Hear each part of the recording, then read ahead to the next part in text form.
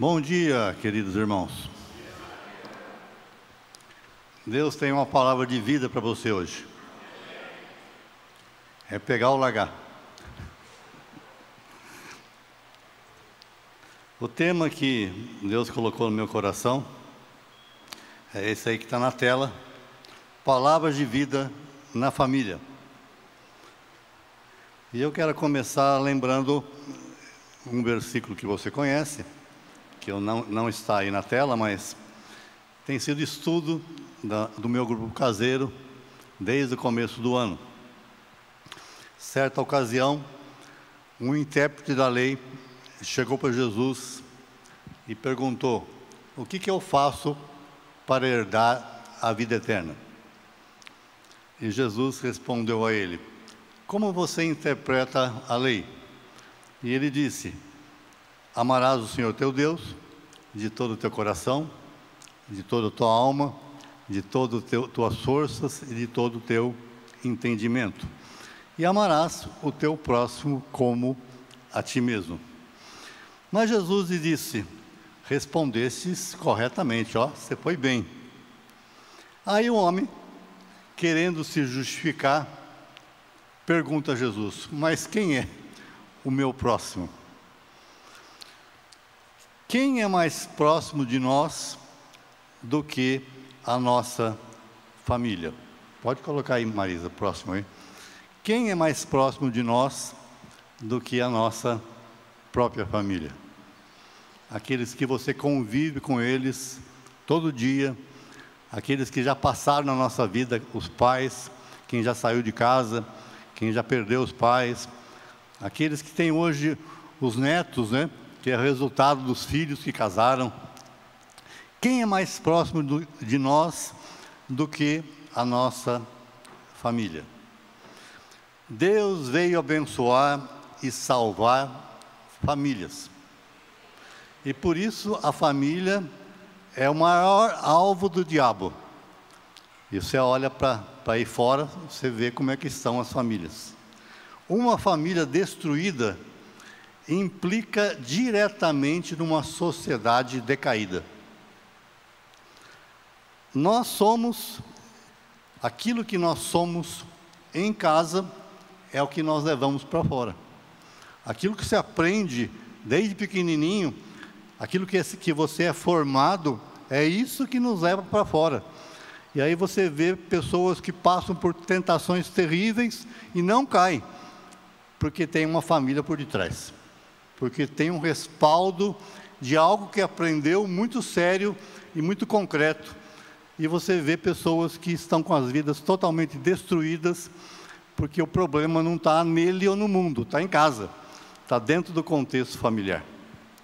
O próprio Jesus disse que uma casa dividida não subsistirá. Por outro lado, se você quer conduzir a tua casa, a tua família, nas suas próprias forças, você também não vai conseguir, porque a Bíblia diz: se o Senhor não edificar a casa, é em vão aqueles que trabalham. Uma família sem Deus é uma família sem palavras de vida. Uma família sem Deus e sem palavras de vida gera pessoas problemáticas, pessoas que facilmente se perdem aí fora. Essa verdade explica aquilo que a gente lê e ouve nos noticiários todos os dias: violência, rebeldia, egoísmo. E Jesus já dizia isso, que no final dos tempos o amor se esfriaria de quase todos. Que atitudes nós precisamos aprender e praticar no dia a dia de uma família? Essa é a pergunta.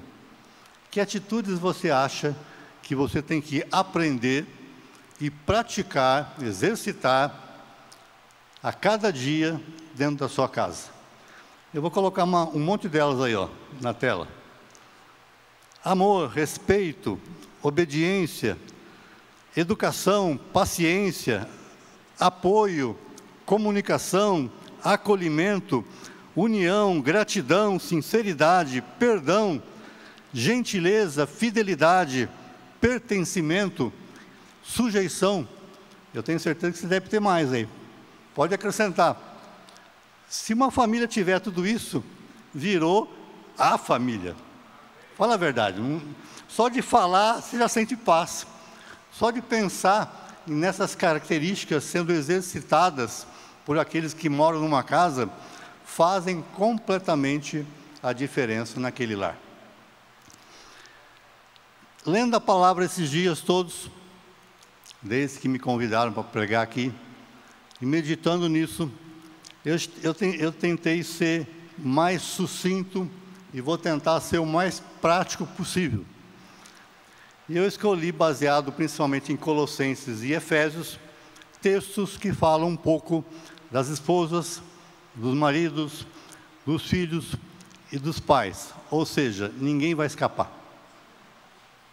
Se você veio aqui, agora não adianta sair correndo, porque chegou a sua hora de aprender o que Deus quer para você. Aquilo que nós às vezes estamos fazendo, ou aquilo que nós estamos falhando, mas Deus tem uma palavra de vida para cada um de nós. Então, primeiro, esposas.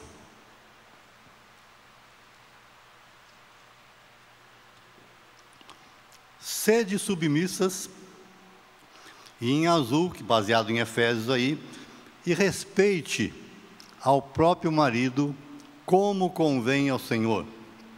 Maridos, seguinte, falhou. Maridos, amai a vossa esposa, como a si mesmo, e não a trateis com amargura. Filhos, em tudo obedecei aos vossos pais, pois fazê-lo é grato, é justo diante do Senhor.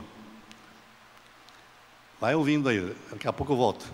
Honra o teu pai e a tua mãe, para que te vá bem, e seja de longa vida sobre a terra. Você vê a quantidade de jovens que têm morrido cedo, nos dias de hoje. Pais, não irriteis os vossos filhos, ou não provoqueis a ira os vossos filhos, para que não fiquem desanimados. Criai-vos na disciplina e na admoestação do Senhor. E quando termina o Velho Testamento, o último livro, os últimos versículos diz assim: eis que eu vos enviarei o profeta Elias, antes que venha o grande e terrível dia do Senhor. Ele converterá o coração dos pais aos filhos e o coração dos filhos aos pais, para que eu não venha e fira a terra com maldição. As gerações têm se complicado com o passar dos anos, e o que você menos vê é honra, é sujeição, é amor, é cuidados. E Deus, quando enviou João Batista no espírito de Elias, veio exatamente para trazer quebrantamento aos corações. E quando Jesus chegou, ele completou essa obra, porque Deus não quer amaldiçoar ninguém. Deus quer salvar pessoas, e ele veio para isso. Interessante que o texto, né, todos esses versículos, eles começam com a esposa antes do marido, e os filhos antes dos pais, aqui na lista, na ordem. Por que seria? Porque se a esposa não entender, se os filhos não entenderem quem é a autoridade de Deus no lar, aquele lar não prevalece. Quer dizer, Deus quer fazer a obra, Deus quer que o reino dele chegue àquela casa, mas tem que começar com a atitude do líder em liderar, mas a atitude daquele que auxilia em cooperar e se sujeitar. E aí ele usa essas palavrinhas que você conhece, a gente gosta, às vezes não, né? Sujeitar, respeitar, amar, obedecer, honrar, não irritar, crie com disciplina e admoestação. Por que essas palavras? E eu entendo, pela minha experiência de casado, pelo o que eu vi até hoje, naqueles casais que eu conheço, que foram exemplos para mim, e são, por aquilo que eu li, que as palavras que estão escritas aqui, são as palavras de vida, que mais nós precisamos. Você quer ter um lar abençoado? Essas são as palavras que Deus quer te dar, hoje, ou relembrar hoje.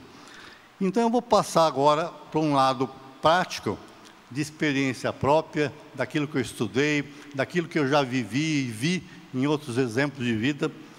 O que é se sujeitar, o que é respeitar, amar, obedecer, não irritar filhos, criar na disciplina e na administração do Senhor. Então vamos lá, esposas. Volta para o versículo da esposa, deixa ele aí.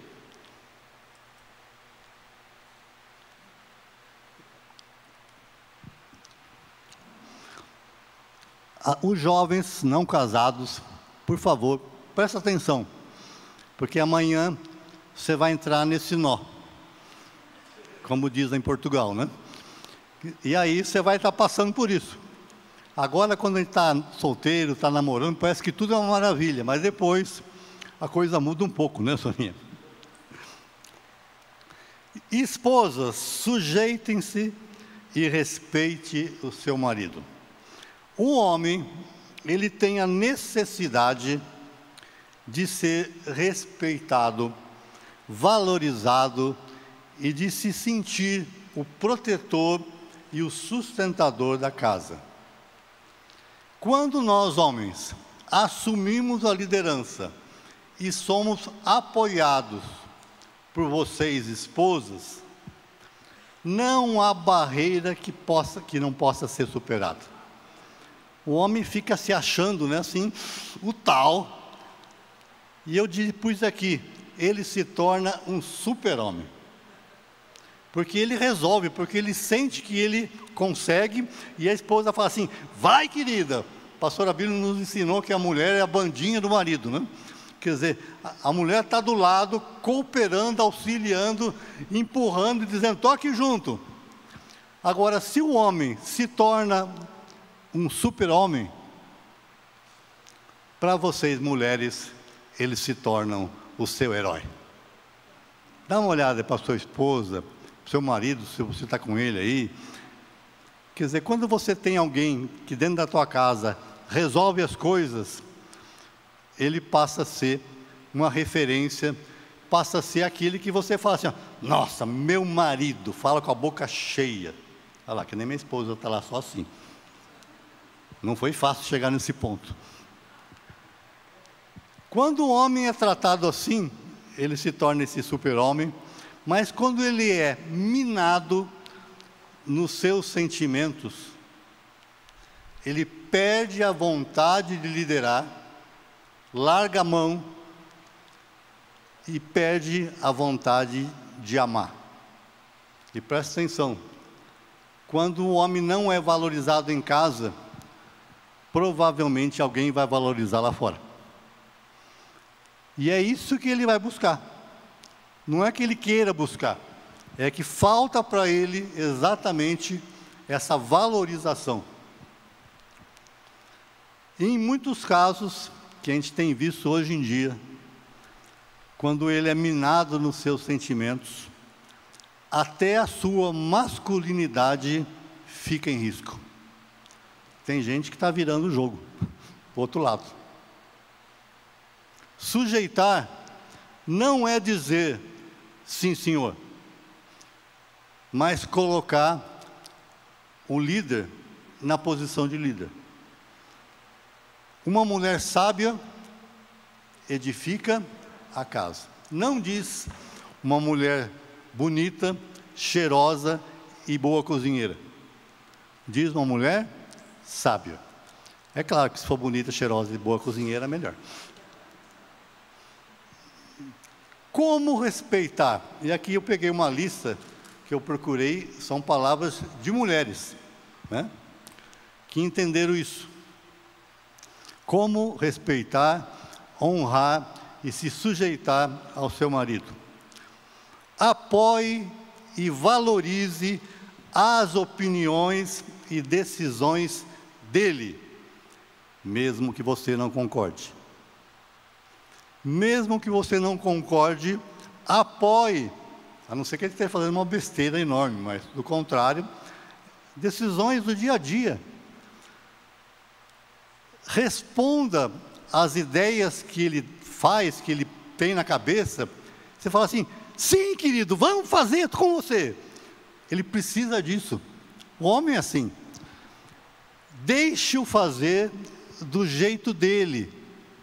Ou seja, não dê palpites. Se ele quer fazer daquele jeito, deixa fazer. Pode ser que saia um pouco errado, mas fica quieto, porque se você falar, nunca mais ele faz. Quando ele quiser falar algo com você, quando ele pedir a tua atenção, queridas irmãs, mulheres presentes, pare tudo que você está fazendo, as 14 coisas, que você faz tudo ao mesmo tempo. Pare, olhe para ele, dê atenção, porque naquela hora, ele começa a ficar assim: nossa, ela está me ouvindo. E agora, atenção, não o interrompa em momento algum. É complicado esse negócio, mas é assim que funciona. Mostre apreciação pelas ações e esforços que ele fez. Aquela tomada que estava com defeito, e depois de um mês ele consertou, e você com todo carinho e amor fala assim: muito obrigado, querido, eu sabia que podia contar com você. Esquece um mês, lembra do esforço que ele fez, e que ele conseguiu lembrar que a tomada estava quebrada. Atenção, nunca o compare com outro homem. Se você fizer isso, o caixão está na porta. Não ponha outro homem na história que faz o que você gostaria que ele fizesse. Não fale dele em público, nem bem nem mal. Homem não gosta de ser visto. Respeite o espaço pessoal dele. Uma mulher, quando quer descansar, ela vai fazer alguma coisa. O homem, quando quer descansar, não faz nada. Vira aquele zumbi que fica parado assim, e ele está se deliciando daquilo. Entenda que homem é assim. Atenção, ria das piadas que ele contar. Parece bobo isso, mas se ele conta uma piada, ele chega para você, que ele achou lá no Facebook, ele vai mostrar para você, e você fala assim: se você não quer rir, lembra de uma outra piada e ri daquela que você está lembrando, mas ri, porque o homem precisa sentir que ele está abafando. É uma necessidade masculina. Realize os seus desejos e pedidos. Se você sabe que ele gosta de alguma coisa, o surpreenda fazendo aquilo para ele. E ele vai chegar fazendo: nossa, você fez para mim. Isso infla o ego masculino e faz ele ter vontade cada vez maior de liderar e amar você. Perigo: avise com antecedência as atividades ou compromissos da família. Não chegue para ele e diz: querido, amanhã mamãe vai chegar aqui e vai passar uma semana com a gente. O homem precisa se preparar para isso. Ele precisa entrar em oração, em jejum, em guerra espiritual, porque parentes estão chegando. Ele vai perder toda a liberdade que ele tinha. Peça conselho ao seu marido, porque se ele é uma autoridade de Deus na sua vida, e você crê nisso, Deus pode te orientar grandemente através desse conselho. E por fim, ore por ele. Uma das irmãs casadas que eu pesquisei, ela disse o seguinte: quando você está com Ele, só fale as coisas positivas. Mas quando você está só com Deus, fala todas as coisas negativas. Porque aí, com Deus você pode falar. Com Deus Ele vai te ajudar a passar por aquilo. Com Deus você vai ter forças para lutar contra aquela situação que está acontecendo. E como disse o nosso querido Jaime Kemp, que tem livros atrás, apostilas, quando tudo der errado e a coisa desandar, e a coisa estiver feia, diga as 3 palavrinhas mágicas: eu errei, me perdoe, eu amo você. Quer praticar? Eu errei, me perdoe, eu amo você. Maridos, põe no maridos aí.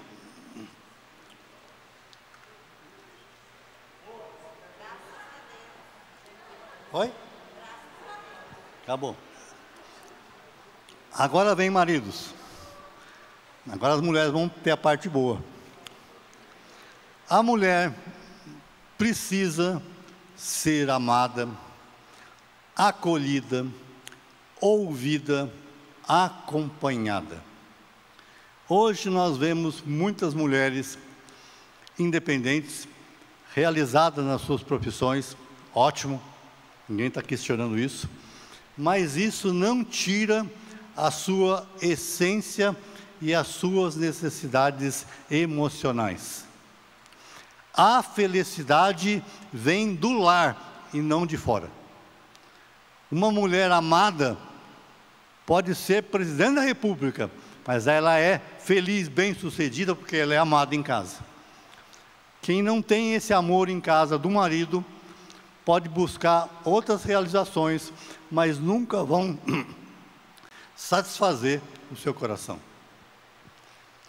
Filhas que antes tinham a segurança do papai, o colo do papai, hoje esperam isso do marido. A princesinha do papai não pode ser a empregada do marido. Quando você tirou aquela moça de casa, é para que ela fosse bem tratada, como ela era pelos seus pais.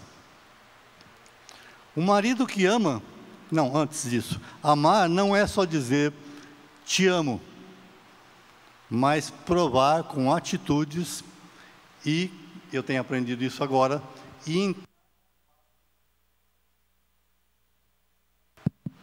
está pifando aqui? E em cada fase da vida.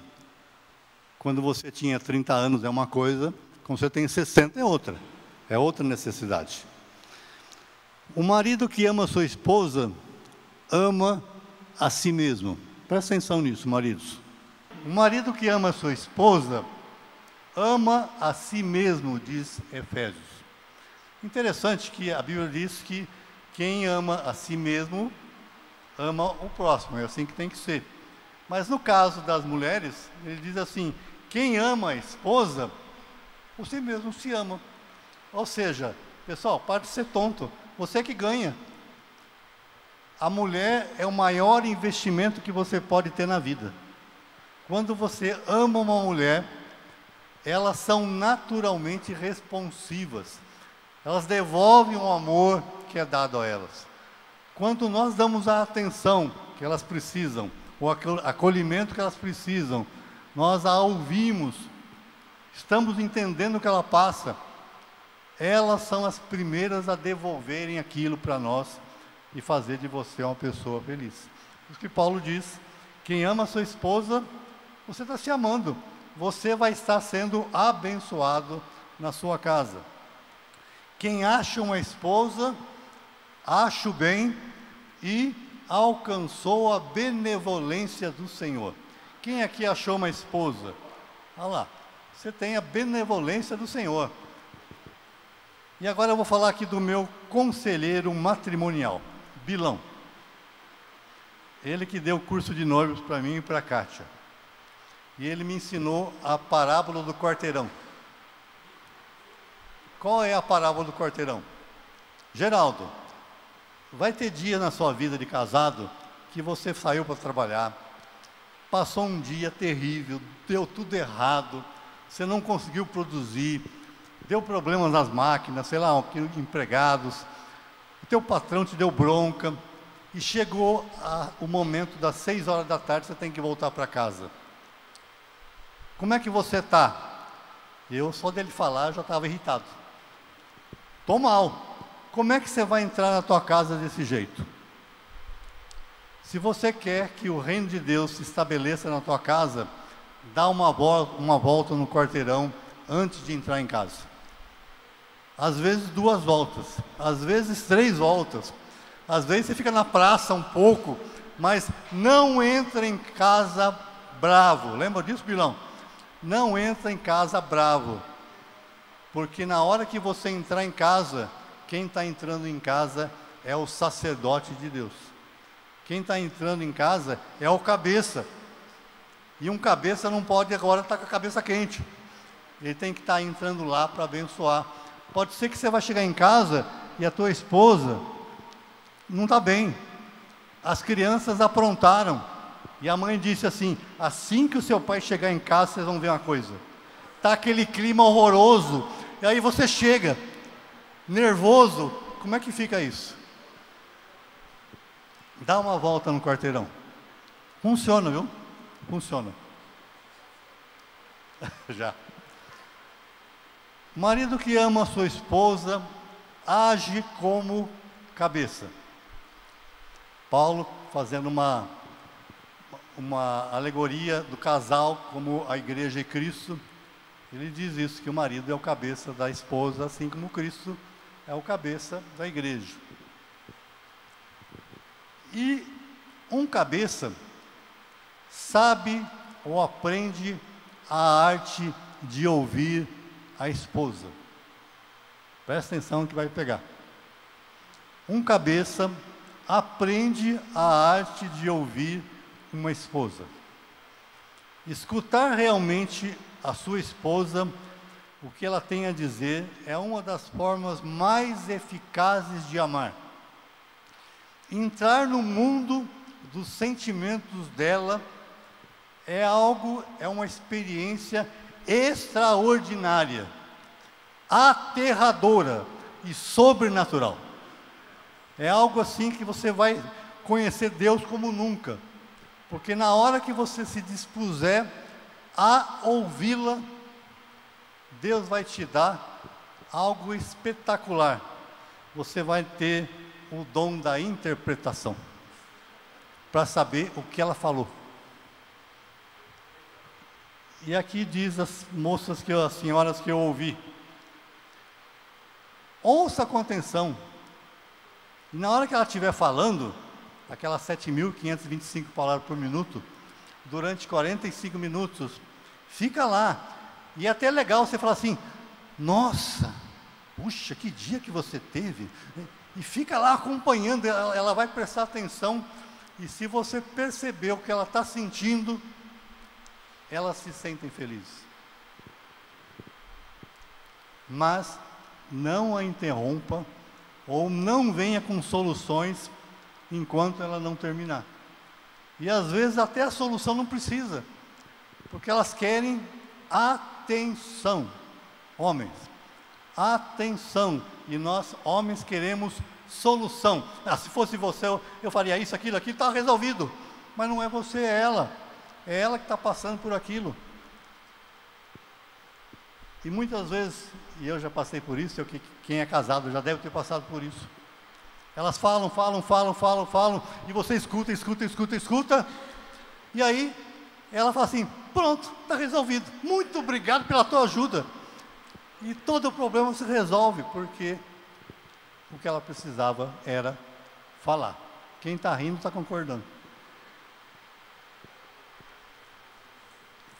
Ofereça, depois da conversa, apoio. Se houver necessidade de uma palavra tua, amém.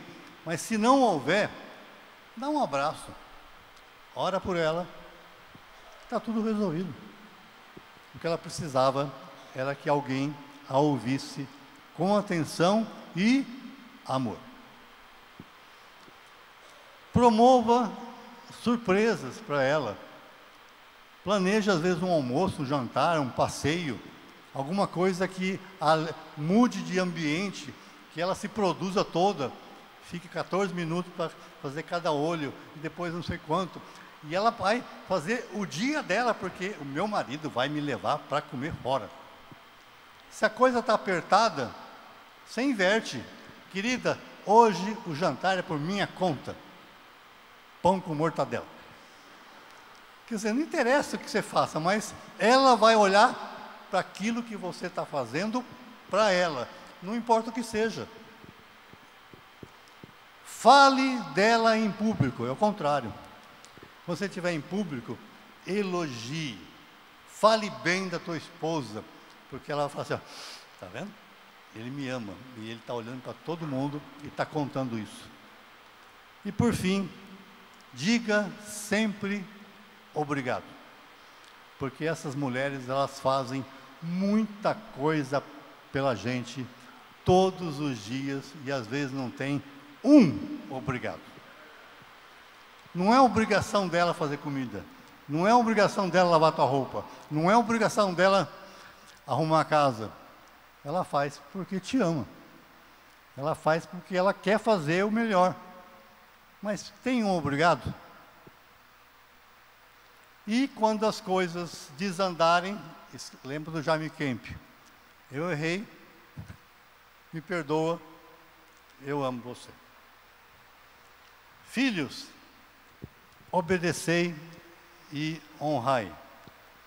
Desobedecer aos pais é ir contra a autoridade de Deus. Os pais têm uma tremenda responsabilidade em nos criar. E nós que somos pais, aprendemos isso hoje sendo pais. A gente valoriza o que fizeram nossos pais quando nós nos tornamos pais.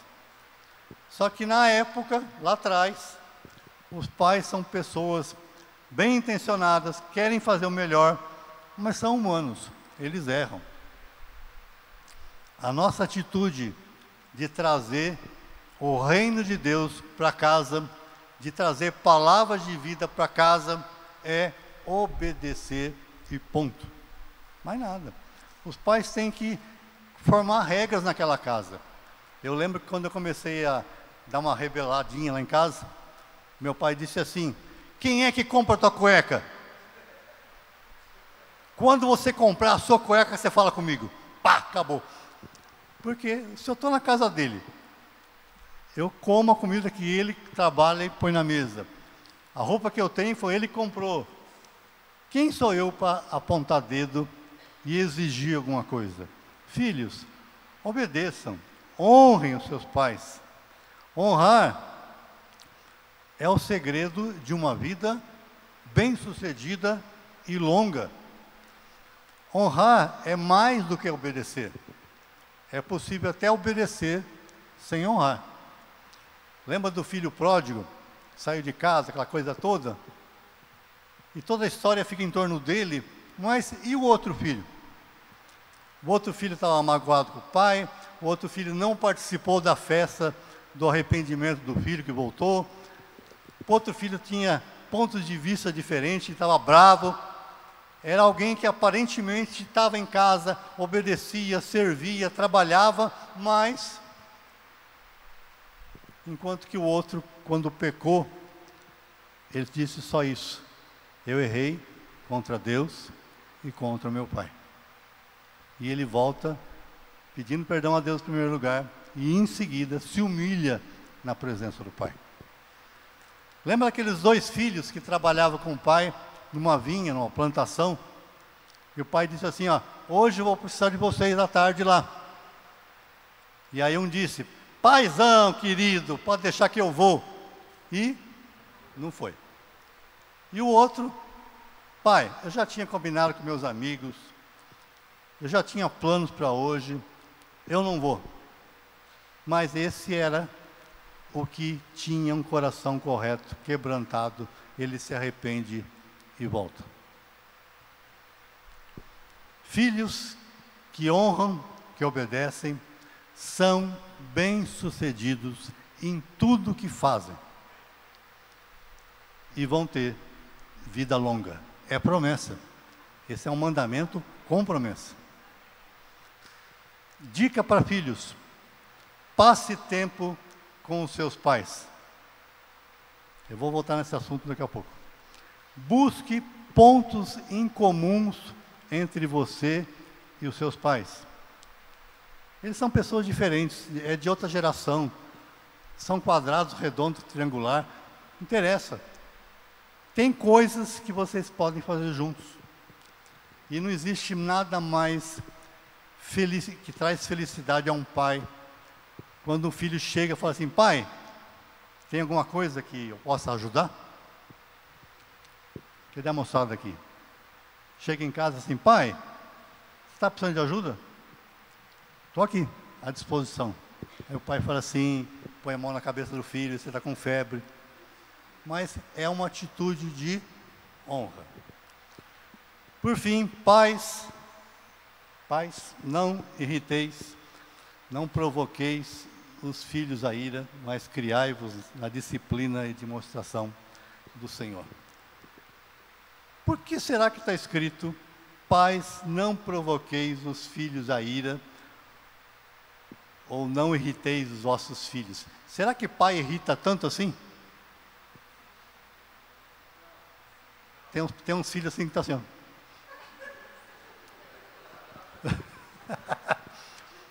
Por que será que os pais irritam filhos? Eu fiquei pensando nisso.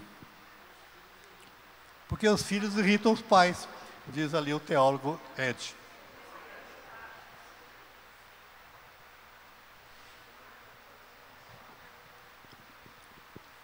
Ser pai não é fácil.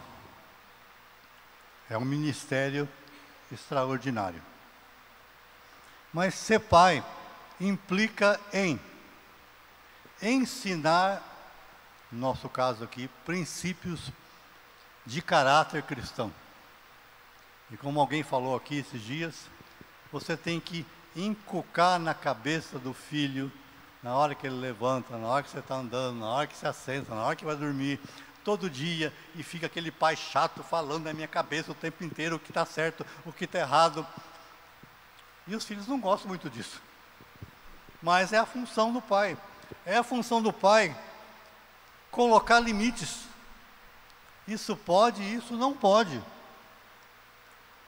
É a função do pai mostrar que a vida tem consequências, que as nossas escolhas, ou as nossas decisões, quando dá certo, ótimo, você vai receber a recompensa.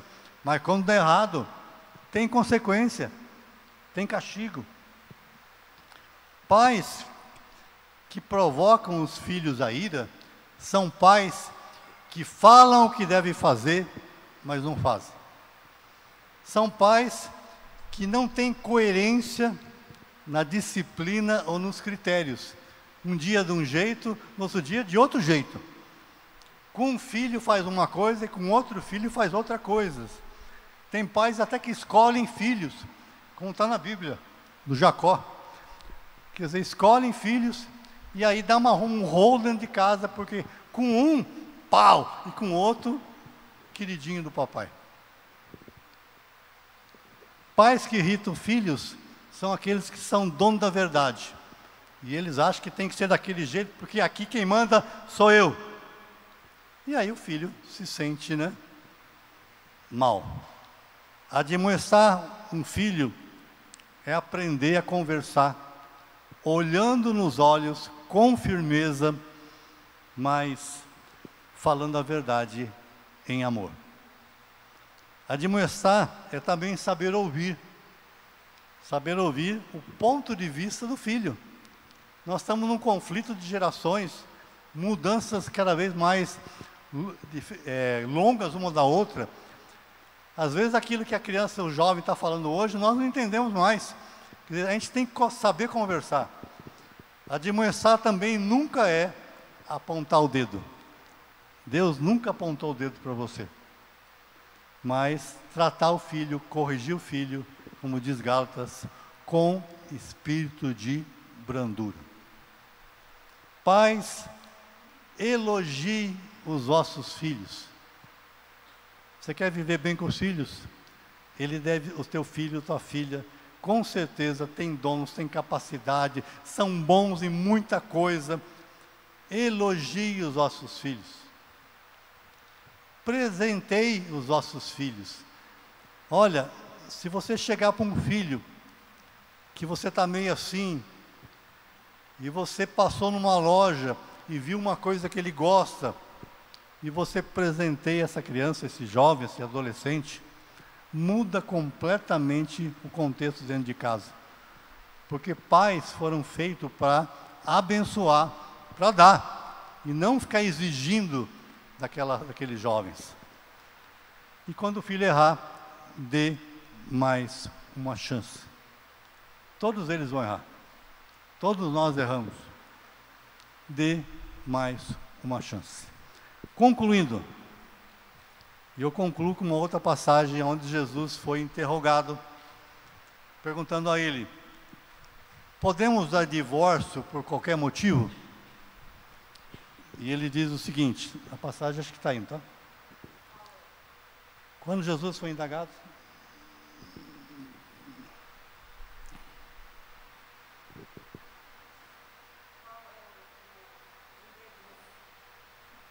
vem depois dessas aí, ó. Depois que você estava para frente. Vai, pode ir.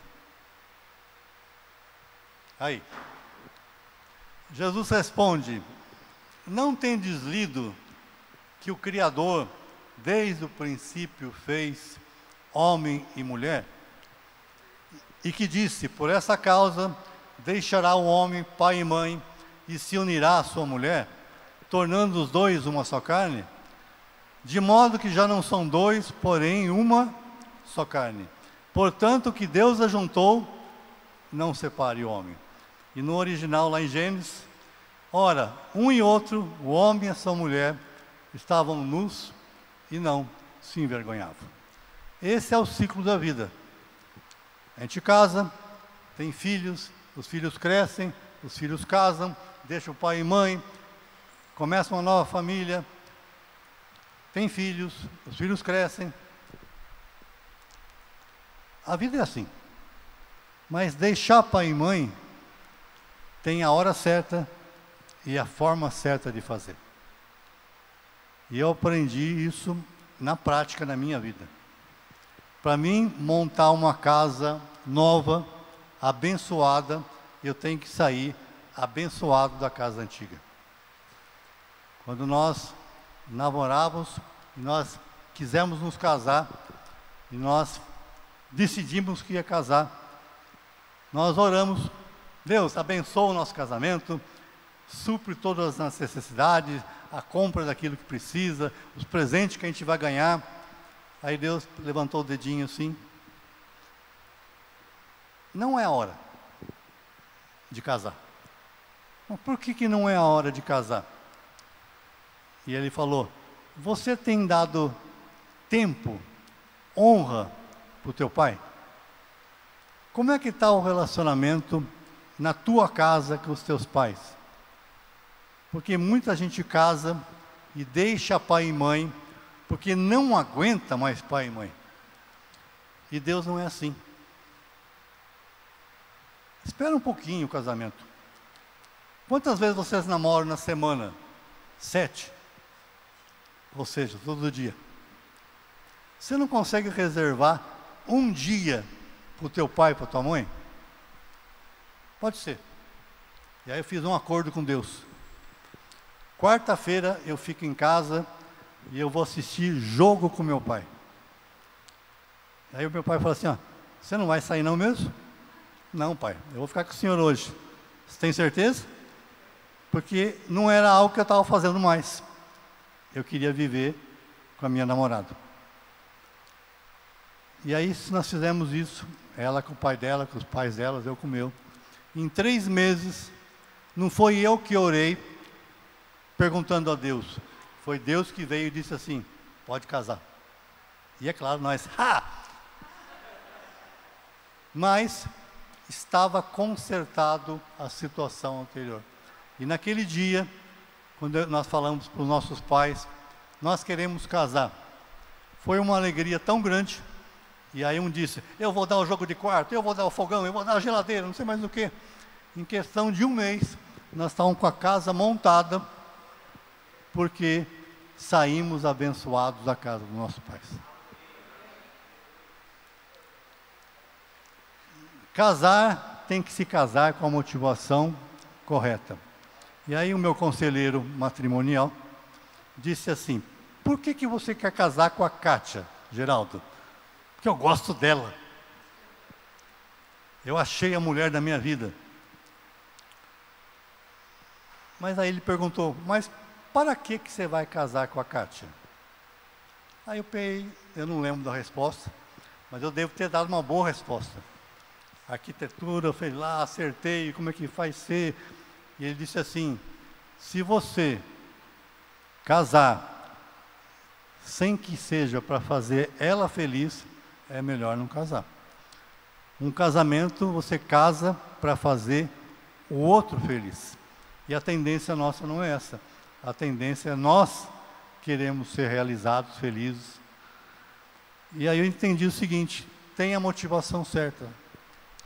Você gosta dessa menina, desse rapaz que você está olhando para ele, ou que você está namorando, mas você quer casar com ele, com ela, e dedicar a sua vida à felicidade dele ou dela?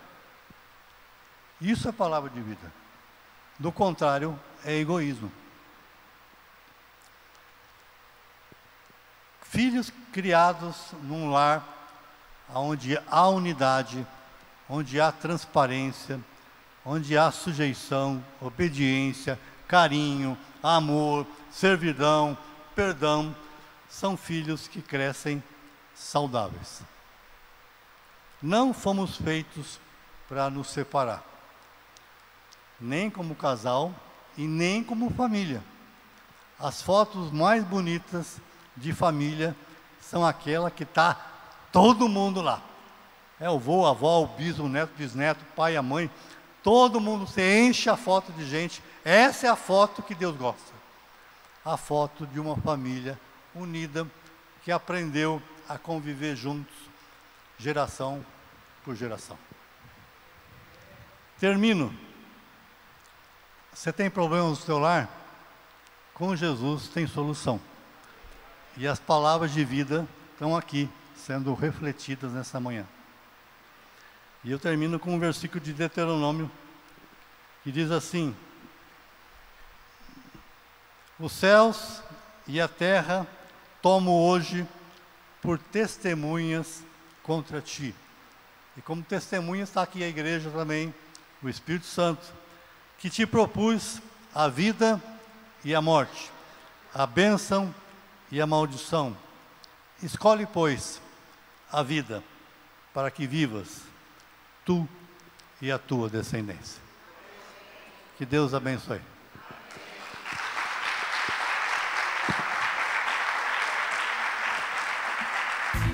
tvcmc.com.br é o nosso canal para compartilhar o Evangelho do Reino de Deus e o senhorio de Jesus Cristo.